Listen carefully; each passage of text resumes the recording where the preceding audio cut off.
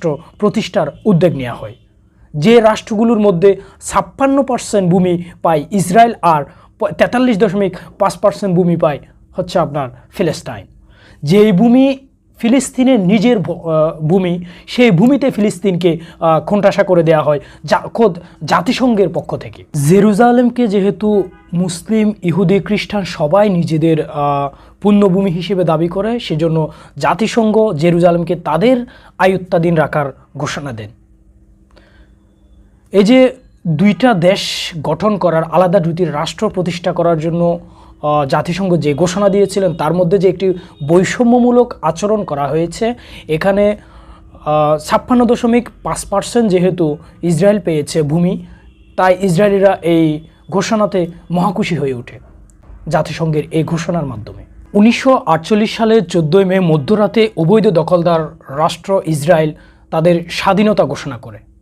ঠিক তার পরের দিনই 15 মে 1948 সালে যুক্তরাষ্ট্র ইসরায়েলকে স্বাধীন রাষ্ট্রের স্বীকৃতি দিয়ে বসে, অর্থাৎ একদিনের মধ্যেই। এর পেছনে তাহলে বোঝা যায় ব্রিটেন এবং আমেরিকা দুটি রাষ্ট্র জড়িত ছিল, অর্থাৎ এই উপমহাদেশের মধ্যে একটি অবৈধ দখল রাষ্ট্র ইসরায়েলকে প্রতিষ্ঠা করার জন্য।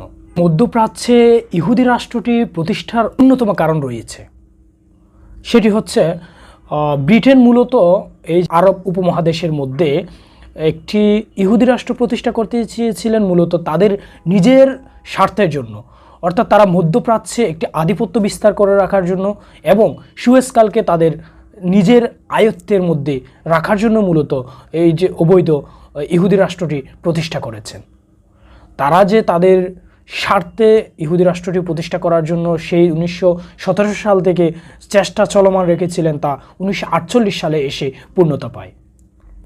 অর্থাৎ এই যে ফিলিস্তিন এবং ইসরায়েলের মধ্যে যে সংকট, এই সংকটের পেছনে আপনি যদি কাদের কাদের হাত রয়েছে আপনি দেখতে চান, তাহলে এখানে আমি প্রত্যক্ষভাবে দেখতে পাবেন ব্রিটেন এবং আমেরিকা এখানে প্রত্যক্ষভাবে জড়িত, এবং তাদেরকে সহযোগিতা করতেছে এখন পর্যন্ত ন্যাটো এবং পশ্চিমাদের কিছু দালাল রাষ্ট্র।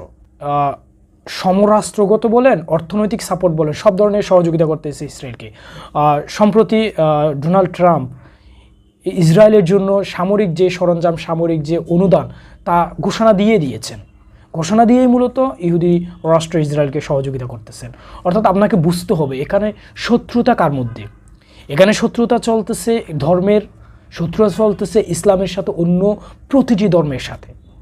অর্থাৎ মুসলমানরা এখানে সারা পৃথিবীর মধ্যে 200 কোটি মুসলমান আজকে একটি খাঁচায় বন্দী হয়ে আছে। এটার জন্য মূলত আমরা মুসলিমরাই দায়ী।